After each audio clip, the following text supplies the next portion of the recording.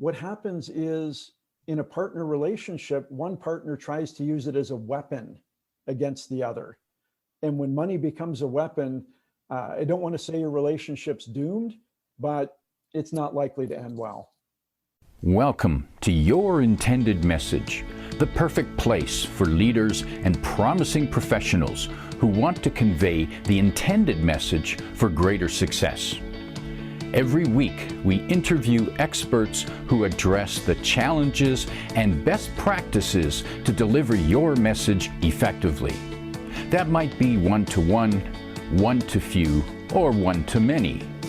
And perhaps the most important conversation, one-to-self. I'm your host, George Torok. My guest today is Robert Gignac. Here's 3 facts that I think you should know about Robert. 1, he is the author of the Canadian bestseller, Rich is a State of Mind. There it is. That's the book. With over 45,000 copies sold. That's 45,000.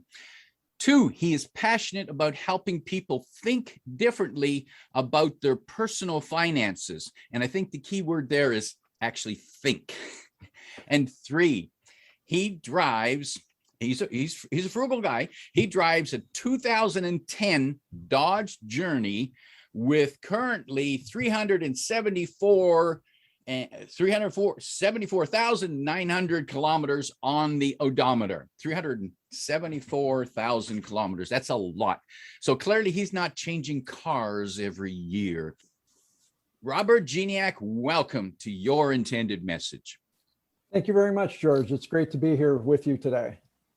Robert, delighted to talk with you. Many years ago, I remember when you appeared on my radio show, Business in Motion. It's good to sit down here with you for our discussion today, which is conversations about money within family.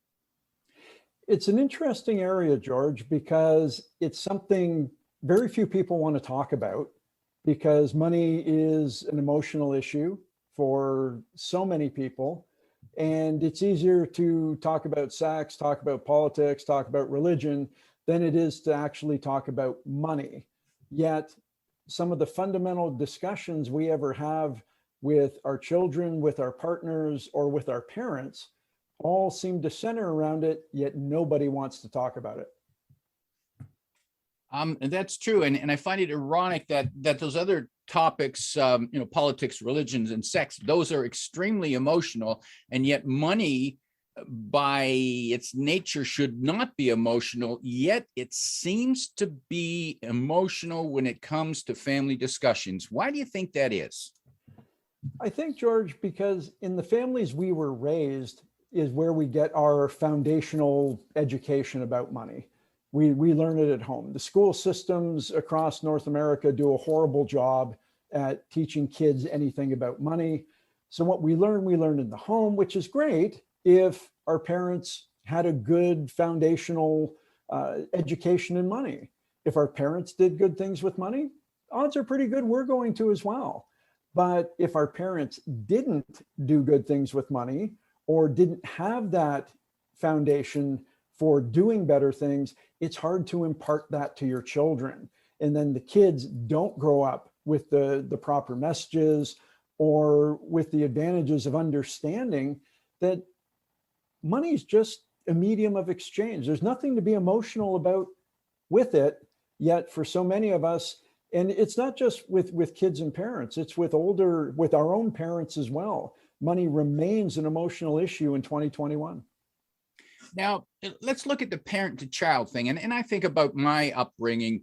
My dad raised us, and I think the one thing I learned about him was, well, don't spend all your money.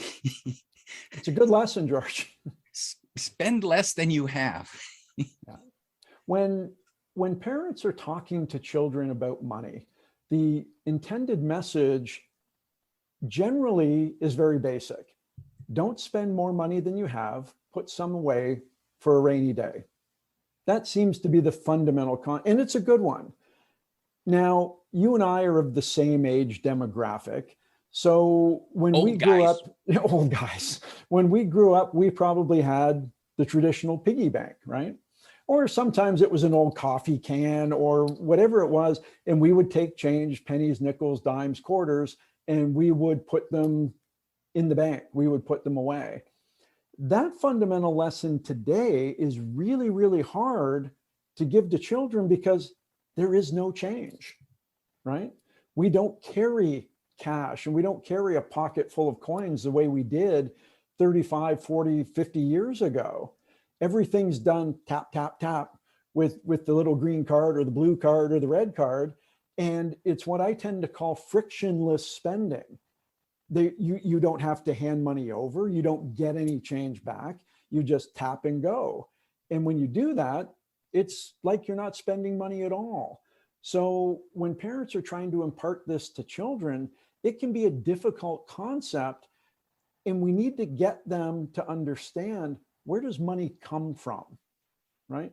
How did we get money? And if you ask children, and I occasionally get to do this in speaking seminars where young people are there, and I ask them, where does money come from? And they always tell me the same thing. It comes from the machine in the wall at the bank.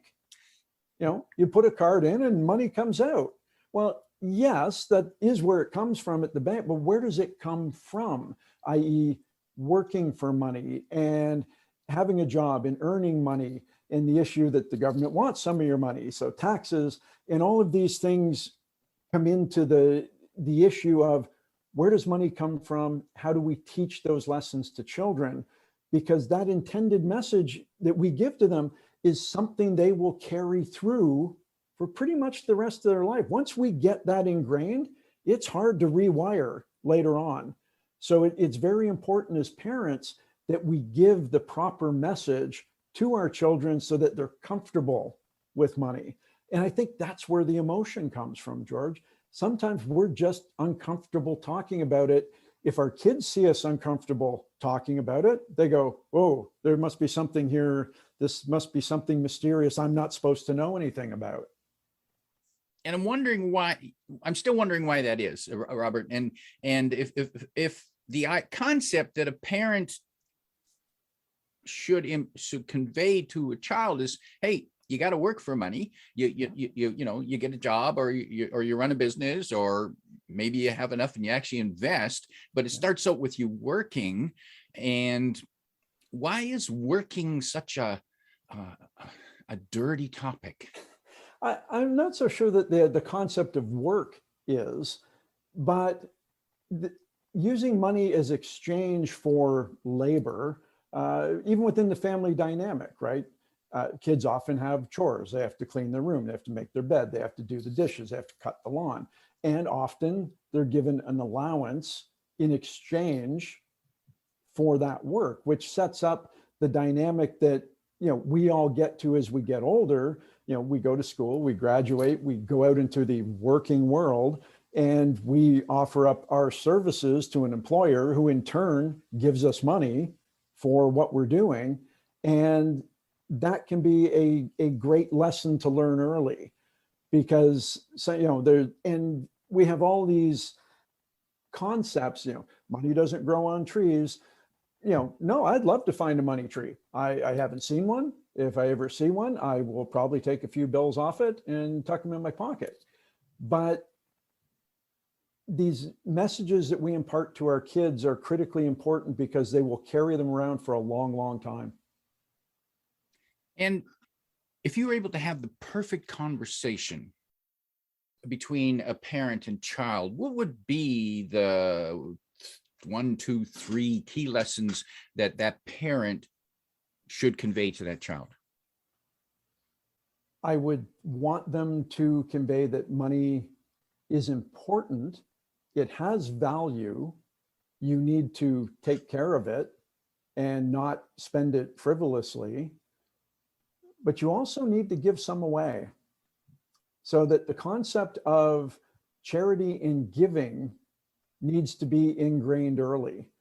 And there are all kinds of books out there that talk to children about money, and that, as a child gets money, some of it should be spent.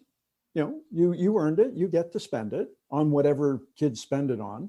You put some away, so you save, and then a certain portion of it can be allocated to giving back. And I think those are valuable lessons that we carry forward, ingrained in childhood with the intended message from the parents, and then we carry them forward into adulthood for our own selves. Did you receive positive, constructive lessons from your parents on money? The basic lesson from my mom and dad was spend less money than you earn, put some away for a rainy day. Not that money was a bad thing. And I guess I grew up in a decidedly middle class neighborhood in a small town outside of Windsor, Ontario. My dad worked in an auto factory. My mom had part-time jobs all the time. So, money wasn't an issue. We were never worried about whether or not we were going to be able to eat next week, but it was never in such abundance that that my parents were able to do everything they ever wanted to do. So my lesson from watching them as a kid is you've got to take good care of this stuff because it's important. And I think they did a good job in imparting those lessons to me. And I think that was their intended message to me that now I try to share with others. Now let's move to a next stage in life where it's the money discussion between partners. Oh, that's fun stuff. Especially if they come from different backgrounds or upbringing. The current statistics, and as a speaker yourself, George, you're aware that 73% of all statistics are made up on the spot. The current statistics say that somewhere between 50 and 70% of all marital or relationship breakdowns happen because of differences in issues surrounding money. It's a pretty big number. And yeah, is that number too high? Sure. But what if it's only 50? What if it's 40? What if it's 38? At the end of the day, issues around money, the conversations around money, styles and how we manage money, how we feel about it, have a huge impact on our primary relationship with our partner. In part due to sometimes the key factor is opposites attract, right?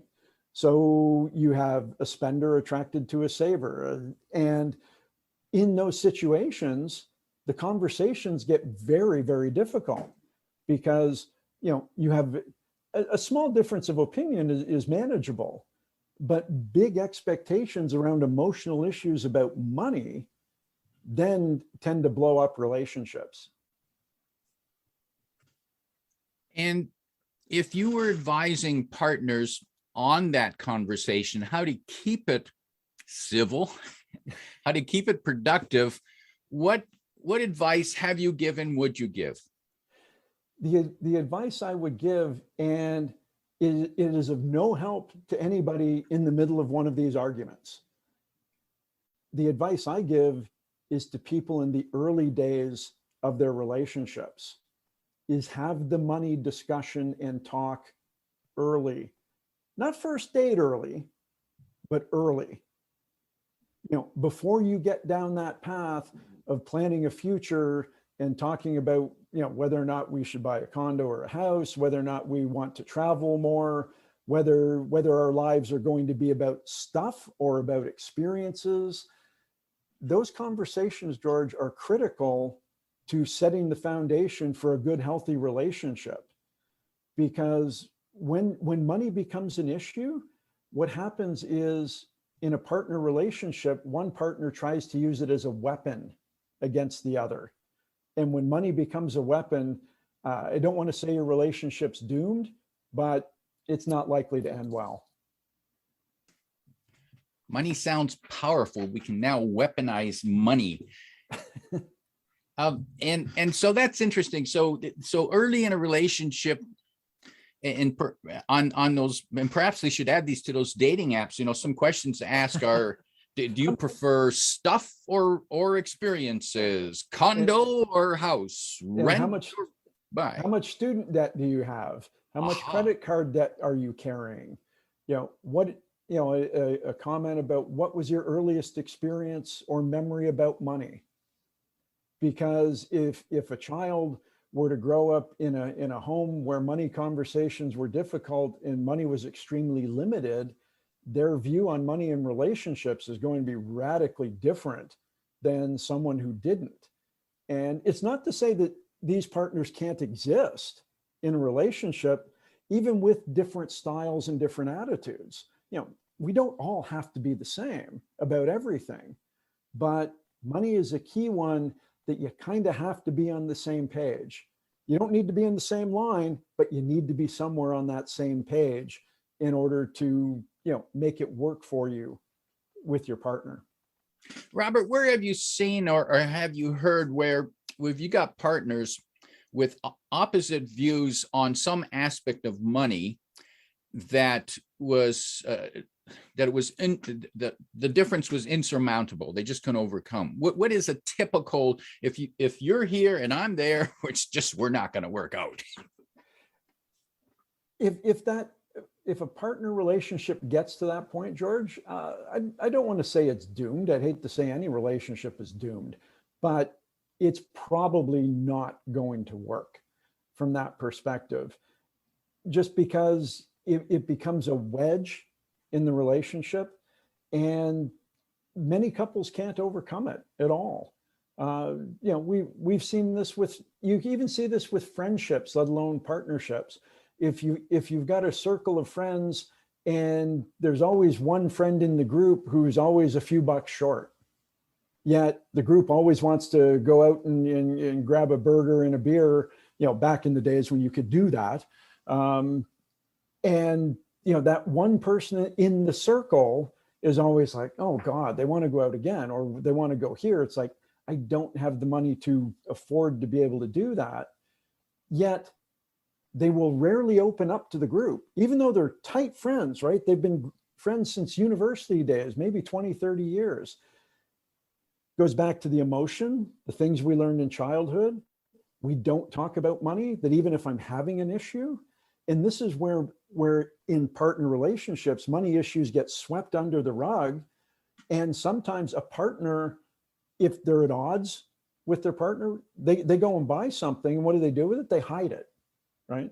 They put it in the closet. They don't want their partner to know. They take the price tag off so that if it does get found, it's like, no, I've had that for a long time.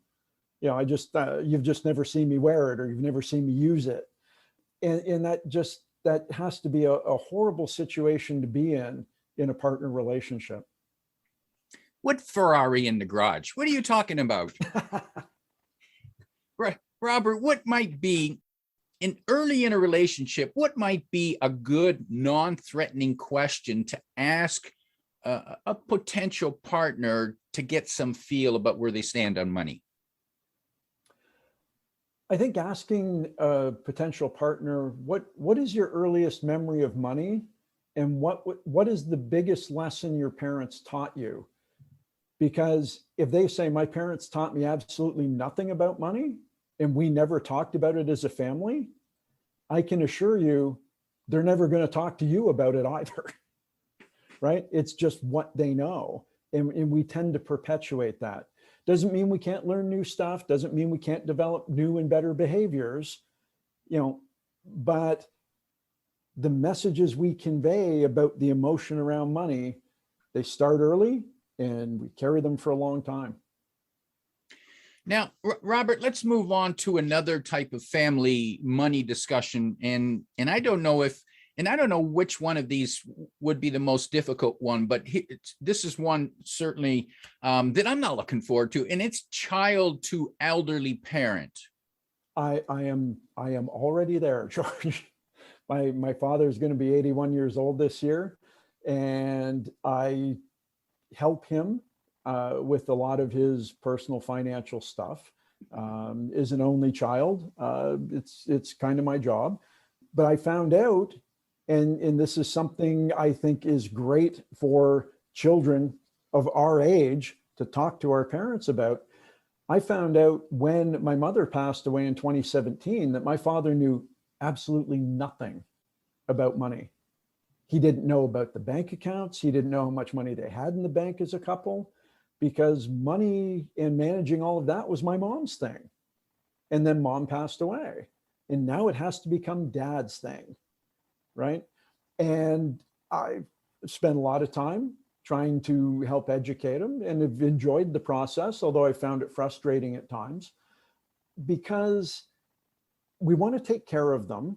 We want to help them and guide them. You know, they did it for us when we were kids. Now we get to do it for them as the child to the older parent. But there's something I've kind of learned through this process, is that your parents don't want to take financial advice from you. Why? Because, you know, they diapered and powdered your butt when you were 6 months old, and now you're trying to give them advice and going, Dad, you really need to handle this better. And here's what you need to look out for. And here's what you need to think about. And it's all, that's really nice, but I got this, right? So they do need our help. And the area that I encourage all of the listeners and viewers of Your Intended Message to talk to your parents about is talk about the scams that are out there targeting your parents. The phone scam, the CRA scam, the calling from Visa credit card services, there's been activity on your account. Why? I don't want to say that our parents are more trusting than we are at our age. You know, we've hit that 60 and cynical thing, you know, but our parents aren't there. So if somebody calls and I'm calling from Canadian Revenue Agency and you have a tax problem, and if you don't pay this by Thursday afternoon, it's like, oh my God, right? You know, what do? It's like, yeah, right, click, we hang up the phone. But getting an elderly parent to do that can be more of a challenge. So it's critical. And while that's not a quote unquote money issue, it really kind of is, because if these scammers take $5,000 from a parent, well, what happens is once they do it once, they're going to come back and try it again, you know, with a different scam. It's like, oh, you need to have your entire roof repaired, but we need 5,000 down in order to do that. They're gone. They don't come back. So, you know, I think it's very, very important, George, that our messages to our parents are about safety. I'm not doing this because I want your stuff. I'm not doing this because I want your money. I'm doing this because I want to keep you safe in the same way that you created a safe and stable environment for me when I was a kid. Now it's my turn to repay and do that for our parents. I really do think it's critical, George.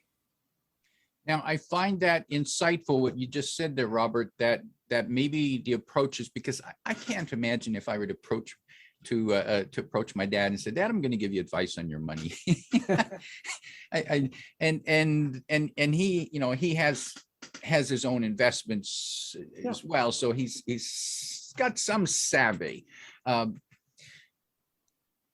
But I like the idea of, well, you know, you helped me, you gave me advice, and now maybe I can offer you some advice because I'm concerned about you being safe. Yeah. And it really is a safety issue, particularly when it comes to the multitude of scammers and scam opportunities that are out there. I just read about a new one on the weekend that has to do with a telephone scam for energy services. What are we all concerned about? How much energy we use, how much natural gas, how much electricity. And so now, you know, before it was CRA and Visa credit card services, and now, you know, not surprisingly, as we head to the end of summer and our parents start thinking about winter and how much is it going to cost to heat the house? Well, we'd like to come in and do an energy audit for you. Well, you know what happens the moment you give them access to your house, you've got a problem, right? And they're good, and trust me, they're good at it. The scam people, you know, making it sound like, you know, we're doing you a favor, Mr. Gignac, and we'd like to help you save more money. And what do our parents hear? Save more money. Well, that's great. You know, if I don't have to spend money, this is a good thing. You know, my kids have always been telling me, you got to be careful about how much money you're spending. You know, you're on that fixed income, and so it appeals to them, but it really shouldn't appeal to them. And we have to act as the intermediary and protect them. What emotions do you think are at play in that type of scam? I think there's an emotion around security, and with seniors, many who are on a fixed income, money's an issue. And if they could save 20, 30, 50, 70 bucks a month, and somebody says, I can save you, $500 a year. It's like, wow, I could take that money and spend it on my grandkids. I could make an extra trip to go and see them. So I think a lot of that appeal comes from that, George. And so that, the messages that are moving around about money from the scammer, they have an intended message. I can save you money. You can do better things with your money because I saved you some. Our intended message to our parent has to be about safety. These people are not here to help you. That doesn't mean you should develop a general distrust of society. You just have to be very careful. And that old adage, if it sounds too good to be true, it's not true, certainly applies here. Robert, your book, bestseller, 45,000 copies, Rich is a State of Mind. Who's this for, and what would they get out of it? I think the intended audience for the book, George, are people probably from the age of 25 to 50, might be kind of the sweet spot for the book. Certainly, I've had high school and university students read it and commented on it. I've had boomer parents buy it for their kids, which is great. And for me, financial advisors love using the book because it's the story of a Canadian family, a basic, hardworking Canadian family trying to come to grips with everything related to personal finance, which is money and investing and setting goals and insurance and, unfortunately, wills and estates. And it covers all of the basics that we need to know. It's not intended to be everything you ever wanted to know about money in one book. The book would be that thick, right? And then nobody would read it. But it is a novel about that Canadian family. And I set it up that way so that readers could identify with the characters and go, that's exactly how I feel. Or that was my sister when I was a kid. She had that exact same comment about money. And if I can get people to identify with the characters, I can get them to read the message. For people who want to get hold of that book, it's available at the website richisastateofmind.com/order. You'll find the link in the description below. That's richisastateofmind.com. Robert, in wrapping up, if you could give advice to people out there who might be in a position where, let's say they're in that middle age group right now, where they have children, they have young children, they have a partner, and they have elderly parents. They have three conversations, very different, that they need to have. If you could give them advice so that they could persevere and not bang their head against the wall or put it through the wall and still have productive conversations with these people in their life. Well, certainly I don't want to see anybody putting their head through the wall about money. That would just, it would not be productive and painful. But I think that is somebody in that position, the sandwich generation, right? We're trying to deal with both ends of the spectrum plus our own stuff. The intended message I would like to leave them is money's not emotional. It's just a medium of exchange, and don't be afraid to talk to it, because it's the things that we're afraid to talk about to our kids, that we're afraid to talk about to our partners, and that we're afraid to talk about to our parents that eventually will come around and bite us on the butt if we don't. So that doesn't mean you have to have a perfect conversation. You don't need to plan this out in such a way, I'm going to say this, I'm going to say this, I'm going to say this, because the more you try to make the conversation perfect, the less likely you are to ever have it. So Start simple, basic questions, have the conversation about money, and take the emotion out of it. And when we do that, it gets a lot easier, George. My guest today is Robert Gignac, reminding you that money is not an emotion and it's not a weapon. If you like what you heard, remember to like, comment, and share this podcast. Come back every week for more practical insights to help you deliver your intended message. I'm your host, George Torok.